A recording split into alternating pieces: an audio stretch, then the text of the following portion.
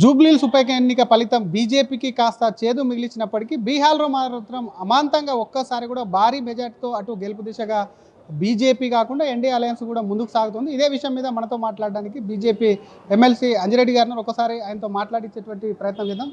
Sir, Bihar గెలిచినందుకు సంతోషంగా ఉన్నారా? జూబ్లీహిల్స్ ఓడిపోయినందుకు బాధగా ఉందా? ఇప్పుడు బీహార్ మీరు చూస్తూ ఉన్నారు, 101 సీట్కు మేము 90 సీట్లు గెలిచినాం. అంటే 95% మాకు ప్రజలు మెజార్టీ ఇచ్చారు.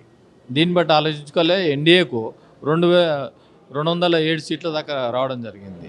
ఫుల్ మెజార్టీ కాదు, ఫుల్ మెజార్టీ కన్నా ఒకటే అన్నారు, అప్కి బార్ 160 అన్నారు. 160 కాదు, 208 ఆయా. దీన్ని బట్టి ఆలోచించుకోవాలి, నరేంద్ర మోడీ గారి నాయకత్వం ఏ విధంగా నడుస్తుంది, ఏ విధంగా పోతుంది. వీరు ఎక్కడిగా భారతీయ జనతా పార్టీ గెలిచినా కాంగ్రెస్ పార్టీ ఓట్ చోరీ అంటడే తప్ప మరి నిజమైన స్వాతంత్రం ఎక్కడైంది, ఏం కథ, ఏం తెలుస్తలేదు. మీరు ఇక్కడ చూస్తే మీరు చూస్తూ ఉన్నారు, జూబ్లీహిల్స్ కూడా కేవలం గతంలో బీఆర్ఎస్ ప్రభుత్వం బీఆర్ఎస్ ఎమ్మెల్యే గెలిచినప్పుడు కూడా ఎంఐఎం పార్టీ సపోర్ట్ చేసింది. ఇక్కడ కూడా గతంలో ఎంఐఎం పార్టీ ఏదైతే ఉందో ఎంఐఎం క్యాండిడేట్ని తీసుకొని వచ్చి ఇక్కడ గెలుచుకోవడంలో ఇప్పుడు గెలవడం జరిగింది. దీన్ని బట్టి ఆలోచించుకోవాలి, ఎవరైతే మంచి ప్రజాపాలన కావాలి, ఈ తప్పులు తడకలు ఏవైతే ఉన్నాయో అన్ని అవాస్తవాలు హామీలు ఎవరైతే ఇస్తున్నారో వాళ్ళు పబ్బం కడతా ఉన్నారో, డబ్బులకు ఏదైతే ఉన్నదో ఈ డబ్బు ప్రభావంతో, చీరల ప్రభావంతో, అన్ని ప్రభావాలతో ఆల్రెడీ ఏదైతే స్లమ్ ఏరియాలో ఉన్నాయో దాని ప్రభావంతో ఈరోజు గెలవడం జరిగింది. అంతే. డబ్బు చీరల ముందల మోడీ ప్రభావం పనిచేయలేదా? బీజేపీ నేతలు కష్టపడలేదు అనుకోవాలి. ఓన్లీ ఎంఐఎం ప్రభావంతో ఈరోజు గెలవడం లేదు. దీన్ని బట్టి మీరు చూసిన 7కు బదులు 8 గెలిచింది. ఎంఐఎం క్యాండిడేట్ తీసుకొని వచ్చి వీళ్ళు నిలబెట్టారు. వీళ్ళ క్యాండిడేట్ లేకుండా వీళ్ళు నిలబెట్టారు.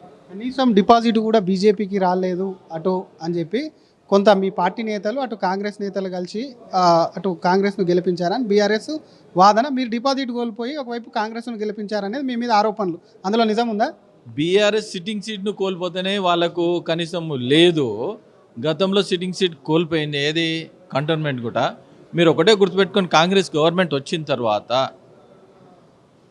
ఎంపీలు 8 ఎంపీలకు 16 ఎంపీలకు 17 ఎంపీలకు ఒకటి తీసేసినాక 50% గెలిపిన ఘనత మాకు దక్కింది. అదేవిధంగా మొన్న ఎమ్మెల్సీలో కూడా 3 సీట్లకు 2 సీట్లు మేము గెలిచినాం. వీళ్ళు ఒక్క సీటు కూడా గెలవలేరు. దీన్ని బట్టి ఆలోచన, గతంలో ఇదే కాంగ్రెస్ పార్టీ మునుగోడు అయినా, తర్వాత దుబ్బాక అయినా, తర్వాత హుజురాబాద్ అయినా, ఎక్కడైనా కానీ వాళ్ళు డిపాజిట్ కోల్పోయారు. గవర్నమెంట్ రాలేదా? మాది కూడా గవర్నమెంట్ వస్తుంది. మీరు ఒకటే ఆలోచించుకోండి, ప్రజల తరఫు నుండి ఎవరైతే పోరాడతారో, దేశం కోసానికి, ధర్మం కోసానికి, అవినీతి లేకుండా ఎవరైతే పోరాడతారో 100% భారతీయ జనతా పార్టీ రాబోయే రోజుల్లో గవర్నమెంట్ వస్తుందని డంపవిధంగా తెలియజేస్తా ఉన్నాను.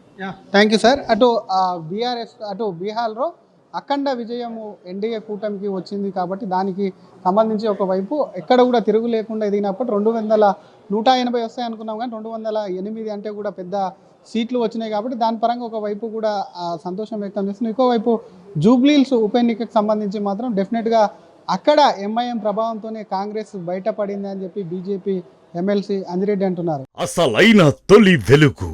ఫాలో వాట్సాప్ @తొలి వెలుగు అఫీషియల్.